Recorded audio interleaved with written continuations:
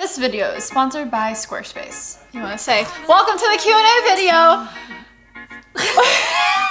Welcome to the Q&A video, Peachy fam. You guys asked a lot of great questions, so we're going to be dropping some knowledge. We're going to talk about money. We're going to talk about life.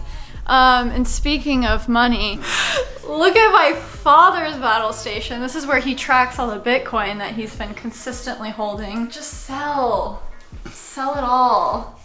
Never sell. We're talking about money in this video. Any advice? Buy GameStop? Yeah, buy GameStop. All right. One of the questions is, are you getting a cat? Are you getting a kitty? And that's the good thing about Texas is everyone else has dogs and cats, so I can just hang out with the cats in my parents' house. And then I don't have kitty litter to pick up. So I know I said this video was coming in the next couple weeks. Well, when we decided that we couldn't drive, but we flew to Texas with moving, we weren't able to bring a lot of the stuff that we were gonna drive down here with, hence the winter storm. It got a little dangerous. So that means I shipped a lot of technology needed for these videos, including my new desktop computer via FedEx. And FedEx shut down operations for the winter storm for an entire week. So hence the Q&A video only a couple days after part one. So let's kick it off starting with the advice section. So Raymond asked, what is the one item or service that has improved your workflow life other than Notion? And how do you stay motivated to create during crazy times? Ooh, that's a loaded question. I would say, so first part is realizing that it's okay if you don't find just like one app that does it all, because I really feel like that doesn't exist. So Notion, OneNote, Milanote, me just writing on sticky notes a lot of the time. My workflow for my job and life is kind of a blend of a lot of different things, and that's okay. Also, don't complicate things too much. I'm a very project-based person, so anything outside of my videos database in Notion was just getting too complicated. I love setting up different video templates for my videos database, but outside of that, my to-do list stuff was getting so complicated that I stopped using it, and I switched my to-do from a crazy table to literally just bullet points, and now I'm actually using it again. So feel free to also simplify. Do what works for you. Jason asked, why did you decide to name your channel after yourself and not a channel name? I like this question because I get it a lot. It depends if you are building a personal brand or if you're building a brand that has to stand on its own and it's not just dependent on you.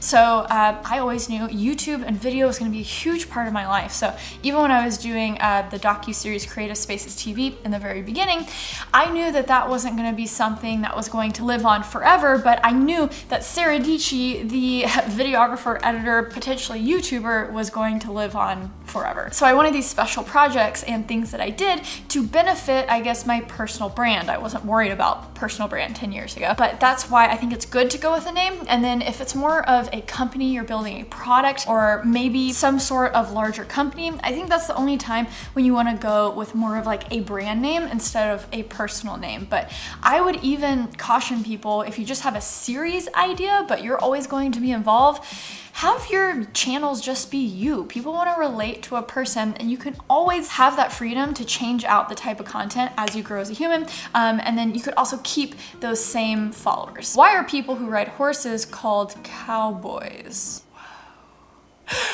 Oh, that's too much. With the new Sony Color Science, do you use the standard picture profile more or S Cinetone? Okay, huge secret for you guys. Here we go. I use the standard profile. Literally, like, ever since the new color, the A7S3 came out, I was like, oh yeah, this is nice. I still color grade it a tad after the fact, but yeah, I used to have this huge fancy like PP10, really specific settings for my A7 III, but oh gosh, I never thought I would say this, but Sony colors though, it just makes it so easy. So yeah, also don't underestimate lenses. Sony's G Master lenses, I think, are the answer to the universe. How do these people film in their cars? You know, what's always interesting about filming YouTube videos is really just the medium shot is all that matters. You never know if people are just wearing sweatpants or no pants. But that's why I'm in the car. I have to literally go buy pants because we did not anticipate being in Texas for so long without our stuff, without our clothes. Our new building, none of the elevators are working, even the freight elevator, because the pipes burst in the building, completely fried all of the electronics, and now they're saying, oh yeah, we don't think it's going to be fixed for like another 2 to 4 weeks because all the parts need to be ordered and blah, blah, blah. And then at my parents' house, their hot water doesn't work. So even though the winter storm is over, and now in Texas, it's just been warm and sunny. I mean, today, it's a little gloomy. It's like in the high 50s. There's still a lot of stuff that is a ripple effect from that. So yeah, I need to go buy more clothes to hold me over. And we also don't have to find a hotel because I'm not taking cold showers. How did you develop your interview skills? People think this is something that you're just born with, but that is fake news. It's something that you actually have to practice at. And as a young woman in high school, I actually had a lot of practice going up to people I don't know, shaking their hands. Oh, how are you? Oh my gosh, I love your shoes. Where do you go to school? Who? Because it stemmed from playing in the church band and literally every weekend being like, hey guys, we gotta go out there and shake people's hands, make sure, you know, they have a warm welcome.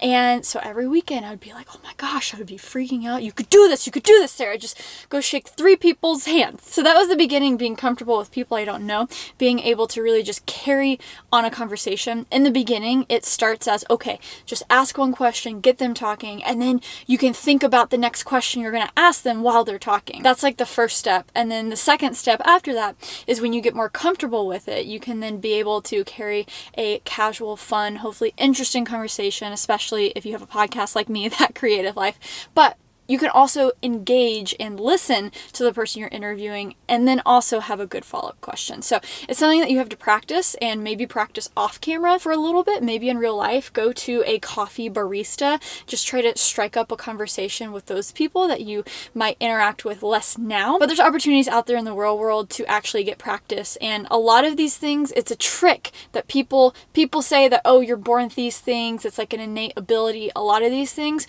if you push past your comfort, you can get good at. What does Apple need to do to make you use Final Cut instead of Premiere? Man, I don't know. It's just too different. It is too different from what I'm used to. I'm sure it's great. People love Final Cut, but even when learning Resolve, and I still use Resolve from time to time, it's much more familiar to Premiere, so it was easier for me to learn, easy to get in that app and feel comfortable. So really, it would just have to be more like Premiere. Do you have any content that you want to shoot, but you feel like you can't because it won't fit? Would you make a new channel for it? I love this question because yes, all of the time. The thing that I mentioned in the last video that apparently a lot of you guys actually wanted to see, like me going through my saved Zillow listings, which I thought was kind of silly, but I still kind of want to do it. Stuff like that, and things that have to do with life, money, advice, knowledge, finance, all of the things, kind of what I'm talking about in this video. I do want to find a place, and I think that will be an avenue for me to start up That Creative Life, the podcast again, where it can be almost essentially like my second channel, but then I can still bring in the experts in these fields. Of course, I love interviewing people, but it'll be more of a blend of that, and I'm really excited about that idea because then it just gives me the freedom to, I don't know, talk about things outside of tech that I enjoy, because tech is obviously at the center of everything I do, but I have so many other interests. What is your favorite device with something unique? Oh, hands down, the Z Fold, or Flip. I'm sorry. The Flip, the Samsung Flip folding screen. I have not stopped thinking about that phone since having my hands on with it like over a year ago. So I keep saying, oh, I gotta wait for the new version, and then the new version doesn't come out. But if that, you know, Flip 2 or 3 or whatever number they're on now comes out, I'm definitely gonna be copying one of those. And maybe I'm just gonna have to do 2 phone life. I don't know. But that phone stays in my brain. Okay, on to the money. Oh gosh, this Q&A is already getting pretty long. Sara driving. You guys are used to me on a electric skateboard or a bike. Oh my gosh, is my camera staying? This is kind of sketchy with an expensive A7S III. Oh my gosh, can I be one of those like car YouTubers now? That my camera's just magically staying on the dash. Wow, look at this. This is just a rental before I get my actual car. And being a tech YouTuber, you can probably guess what kind of car I'm getting. Oh wow, A7S looks good, right guys? What? I turn on the radio and this is the first song? I'm not that innocent. Free Britney. Heck yeah. It's gonna be backlit.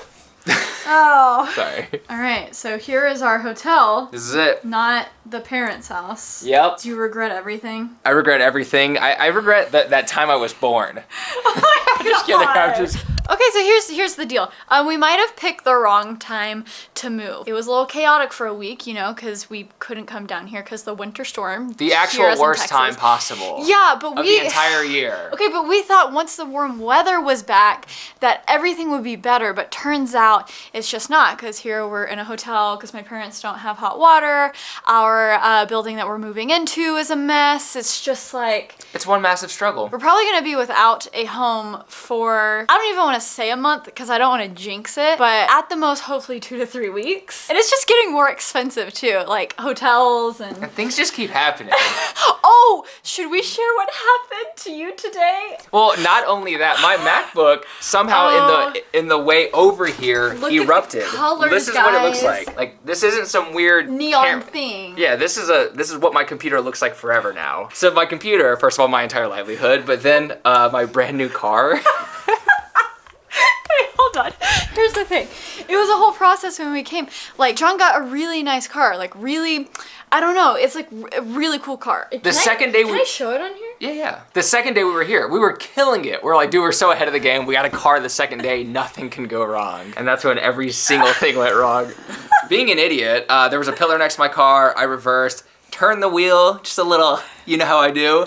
Hit the front of my car and just like added a scratch mark this big and a dent this deep, and now I'm probably like another $1,000 in the hole. So yeah, hit that like and subscribe button. I'll steal Sarah's credit card. What's up? Okay, so speaking of money, let's get to the money questions. But also, thank you Squarespace for sponsoring this video. So in the last video, I think a lot of people thought that big all-white studio was going to be like my personal space. No, that's a little much. That's gonna be like a for rent photo studio or flex space, whatever people want to do, rent it out and do with it. And again, I needed like a super simple, I made it in 10 minutes website to just capture emails for people who are interested in this photo studio in the DFW area. Are you guys interested? Yeah, you can go to bookblanco.com, put in your email, and we'll let you know when we're open.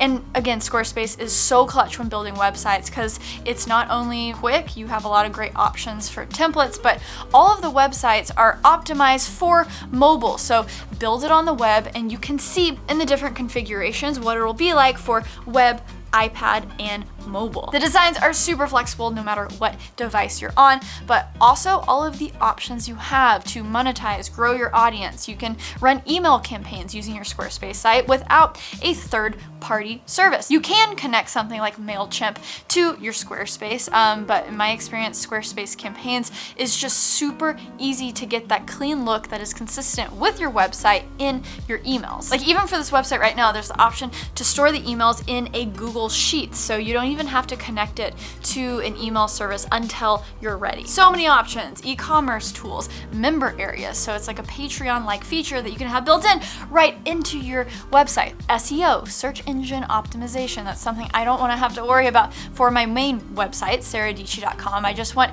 people to be able to find my website and say, hey, oh, what is she all about? Cool, great. Her website is so pretty. So if you run a business, you have a personal brand, you want to show off your work, Squarespace is the way to do it. Go to squarespace.com for a free trial, and when you're ready to make that purchase of a domain or a website, go to squarespace.com/saradietschy, that's me, for 10% off. I did everything with this new website, from the domain, bookblanco.com, to the site, and hopefully I can make it pretty over the next few months as we open up, and it's just really exciting. Okay, so I think it's time to talk about money. You guys had some interesting questions as I share all of my thoughts on the Twitter. Why are you against Dogecoin? It's the same as Bitcoin and offer. Okay, I'll stop you right there. No, it's not the same as Bitcoin. Dogecoin is a meme. It started and is still a joke. So I'm not gonna knock people for talking about Dogecoin and memeing up about Dogecoin because Sarah loves a good meme.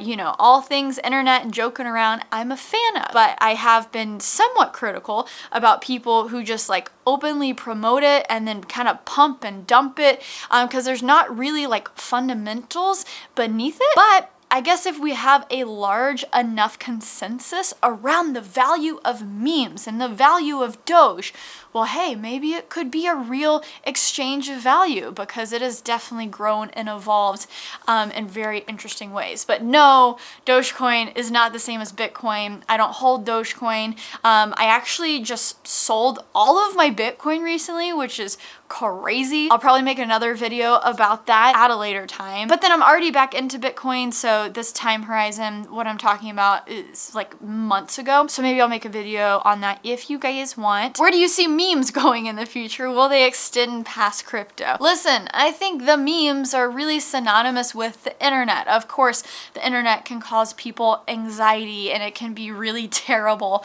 but I think what we have at the end of the day is not only a sense of community, but like a sense of humor amongst all of us. And it makes our days bearable when we just go on Twitter and we just see a meme and we show it to our family and friends. It just makes things fun and light. And we've seen that now, well, it's taking over the financial world and it's bringing down hedge funds. Buy GameStop. No, don't buy GameStop. It's actually rallying again, which is crazy. But anything that is giving power to the people, I'm a fan of, and especially if it's in a funny way, go team. I realize this sounds like I'm a fast cash kind of person, and to an extent I am, but do you have any quick, legit ways to make money? I bought a lot of ebooks I can't return and need money for the upcoming semester. Okay, this is like a legitimate question, and this is a big question. How do you make money with side jobs when you're doing something like school? I know for me, and I guess it's more of a thing for girls when growing up, but I did a lot of babysitting, and if you're a type of person that can just be responsible with kids and also have a fun time with kids, babysitting is so lucrative. Parents as is have anxiety leaving their kids, so if you know they can have 100% confidence in you and you can drive them around and take them to their activities. I did a lot of nannying, a lot of babysitting, and that literally was what enabled like me to buy video, camera gear, guitar gear, which then enabled my career now. But I know that's probably not the best answer for dudes, because I mean, I don't know why. I guess just like a lot of guys don't babysit. I always took kind of like my hobbies and my passions and turned them into jobs. So I did guitar lessons when I played guitar, really just figuring out, hey, what am I good at and how can I make money? I tutored, so it sounds like you're in school and you're smart. Maybe you can tutor other kids. Something that I see as a real white space is video editing. I actually recently turned to Fiverr for some of my video editing, like just cutting up A-roll, because honestly, after 10 years of editing my face, you kind of want a break. So if I can make it easier on me, have the A-roll cut, so all I have to do is kind of just like form the story and take out parts and maybe add in editing and add in music and add in all that stuff, it is super valuable for me to find someone who can know how to jump cut and properly edit videos, get them to a point to where they're easier. Now, this is me as a video editor. I like a lot of control, so I don't need the video edited from the beginning point to the end. But if you can learn how to video edit it and scour the web for tutorials, there are a lot of free tutorials on YouTube. I'm telling you, there are a lot of people who will pay $50 to $500 to potentially $1,000 to edit a really good video, whether it is a corporate video, a YouTube video, or a wedding video. And that is a skill that will take you places, not just for, you know, spare change. Wow, that was a long answer, but I'm very passionate about video editing. All right, so that was my last money question. Now on to the last 5 questions that are about life. And just like that, it's already the end of the day, and I completely forgot about the life questions. Wow, this lighting is kind of spooky. Okay, this looks kind of weird, but we're just gonna roll with it. Sarah Peach is tired, and the last time that I filmed something after 9 p.m., everyone thought I was drunk. I have never filmed a YouTube video like that. Just turns out, when it's late at night, I'm chill. It's okay to see a Sarah chill every now and then. A Sarah, now I'm talking heavily in third person. So let's knock out these last questions. Question from the straight pipes. I've been watching a lot of car YouTube recently, and they are fantastic. Why is the Honda Element the best vehicle? Dude, it just is. That was my first and only vehicle my entire life, up until I guess in a month or so. I loved my boxy Honda Element. When my band would play shows in Deep Ellum, we would load up literally all of the guitar gear, piano, drum set, all of the things in the back of that car. Oh, I miss it. It is. Honda Element, by far, Best car. Rest in peace. Honda, why did you kill off the Element? John, this is a question for you. Or I guess both of us. This is from Reezy Resells. How has life as a creator changed since living with another creator? I think it's the best. Yeah. Yeah, it's got substantially better. You have Oh, someone to that's bounce a good answer. Yeah, you have someone to bounce ideas off of, and you have someone who can relate to working very long hours and being quiet for a very long time doing this for like 6 hours of the day. Yeah. You have someone who like understands it, knows what you're going through, can relate with. That's very true.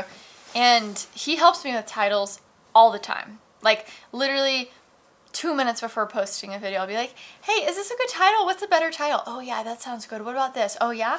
And vice versa. Yeah. Yeah, we're a good team. Go team. We should probably do a joint channel, but you know what? We can help each other for now. I know. See, I'm always so excited about that, but then we get so busy. Yeah, we don't have time for that. Anyways. Do you want to answer another question? Sure, that's good. Where do you see yourself and John Hilltube in 5 years? I don't know. I've never thought about it. Married. Yeah, 5 years. I will be 31. So hopefully we have one kid.